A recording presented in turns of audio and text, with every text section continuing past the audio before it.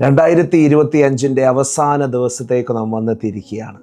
ഈ വർഷത്തിൻ്റെ തുടക്കം മുതൽ ഈ നിമിഷം വരെ ദൈവം എത്ര അത്ഭുതകരമായിട്ടാണ് നമ്മെ സൂക്ഷിച്ചത്, പരിപാലിച്ചത്. നമ്മുടെ ആവശ്യങ്ങളിലൊക്കെയും ദൈവം തക്ക സമയത്ത് വഴികൾ ഒരുക്കി ഇത്രത്തോളം നമ്മെ കൊണ്ടുവന്നു. ഈ വർഷത്തിൻ്റെ തുടക്കം കണ്ട പലരും ഇന്ന് ഭൂമിയിൽ ശേഷിച്ചിരിപ്പില്ല.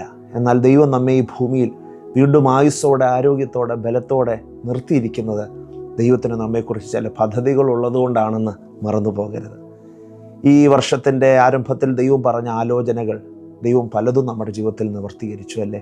എന്നാൽ ഇനിയും അതിൽ ചിലതൊക്കെ നിവർത്തീകരിക്കപ്പെടാതെ ആ നിവൃത്തിയിലേക്ക് സഞ്ചരിച്ചു കൊണ്ടിരിക്കുകയാണ്.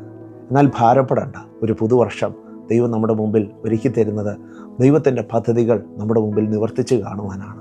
വിശ്വാസത്തോടെ നമുക്ക് മുന്നേറാം. പിറുപിറുപ്പുകൾ അവസാനിപ്പിക്കാം. ദൈവസന്നിധിയിൽ ചോദിക്കുന്നതൊക്കെ അവസാനിപ്പിക്കാം. ഈ പുതുവർഷത്തിലേക്ക് കടക്കുന്നതിന് ചില മണിക്കൂറുകൾക്ക് മുമ്പ് നമുക്ക് ദൈവത്തെ ഒന്ന് സ്തുതിക്കാൻ കഴിഞ്ഞാൽ, ദൈവം നടത്തിയ വിധങ്ങളെ ഒന്ന് ഓർത്ത് നന്ദി പറയാൻ കഴിഞ്ഞാൽ ഏറ്റവും അനുഗ്രഹമാകട്ടോ.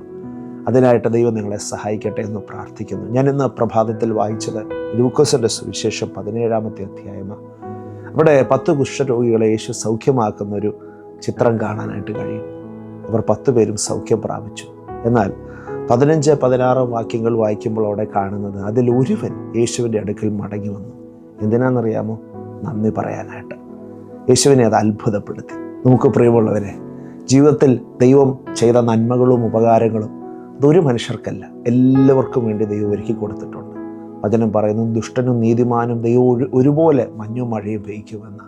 അങ്ങനെയാണെങ്കിൽ നമ്മുടെ ബലഹീനതകളും ജയപരാജയങ്ങളും ഒന്നും നോക്കാതെ ദൈവം നമ്മളെ സ്നേഹത്തോടെ പരിപാലിച്ച് നന്മകളെല്ലാം തന്ന് നമ്മെ സൂക്ഷിച്ചു പരിപാലിച്ചു. എന്നാൽ ദൈവത്തോട് തിരിച്ച് നന്ദി പറയാൻ ഒരു ഹൃദയം നമുക്കുണ്ടോ? നന്ദി നിറഞ്ഞൊരു ഹൃദയം നമുക്കുണ്ടെങ്കിൽ അത് ദൈവത്തെ സന്തോഷിപ്പിക്കും. കാരണം പലരും നന്ദി പറയാൻ മെനക്കെടാറില്ല. നന്ദി പറയാൻ ആർക്കും സമയമില്ല.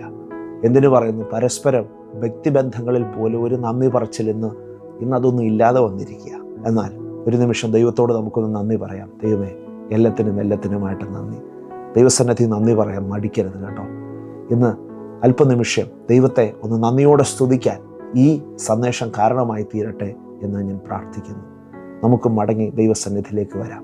ദൈവം ചെയ്ത ഉപകാരങ്ങളെ ഓർക്കാം. പുതുവർഷത്തിലേക്ക് കടക്കുന്നതിന് മുമ്പ് ദൈവം നിങ്ങളെ ധാരാളമായിട്ട് അനുഗ്രഹിക്കട്ടെ.